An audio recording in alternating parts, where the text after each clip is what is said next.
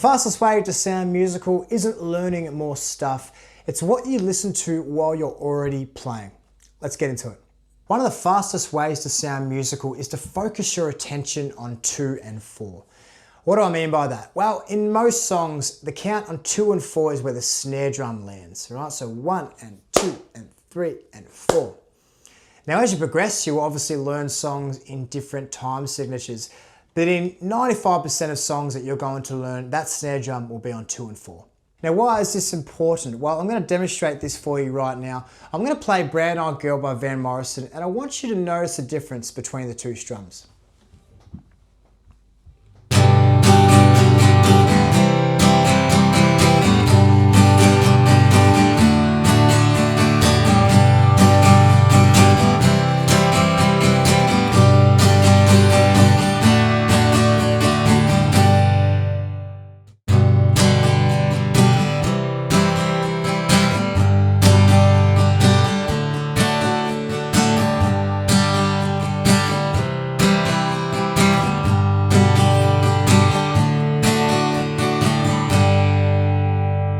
Now, what was the difference between the two? It was the same strumming pattern, same song, same chords, but one definitely sounded more musical than the other. That's because on 2 and 4, I added a little accent in there, right? I just put a bit more energy in there. Kind of sounded like there was this kind of percussive element behind it. And a good way to practice this is just mute your strings. We're not going to play any chords yet. We're just going to go down and up with our strumming hand here and just count. 1 and 2 and 3 and 4 and 1 and 2 and 3 and 4. And on 2 and 4, just make that bit pop a little bit more, right? 1 and 2 and 3 and 4. Right? I'm not going. All the strums in between are a lot lighter, but 2 and 4 is just where it's really popping. 1 and 2 and 4 and 1 and 2 and 3 and 4. Just doing this alone, focusing on 2 and 4 is going to make things so much more musical for you. And if you want something to practice this with, I've got a free play by feel starter pack you can download.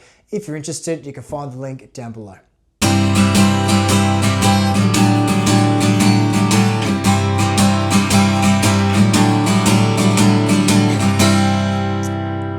When every strum is the same volume, it all tends to blend in together and just start sounding like one giant whole mess. Nothing stands out, right? So your ear doesn't really know what to follow. You have to understand that music needs contrast, right? Some strums matter more than others. So if you treat every strum as important, then none of them actually feel important. You need to have contrast. You need to have stems and flows. You can't just have...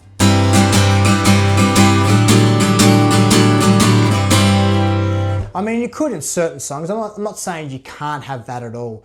But really, as a rhythm guitarist, when you're just playing your instrument, you really want to have that dynamic kind of feel to it. And let me show you how we get that.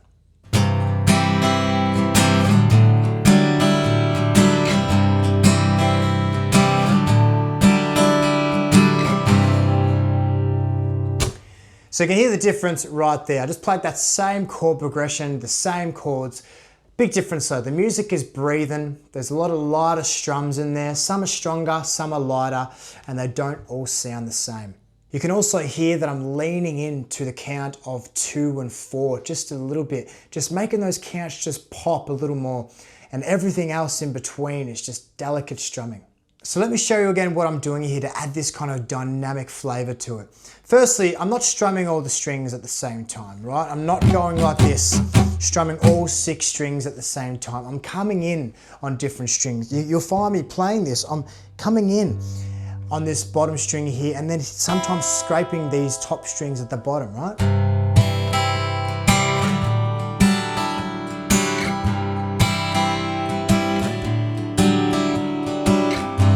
Sometimes I'm only scraping 3 strings, only hitting 2 strings, maybe 1 strings, but I'm not hitting them all together, right? Secondly, what we just mentioned before, I'm accenting 2 and 4 there. 1, 2, 3.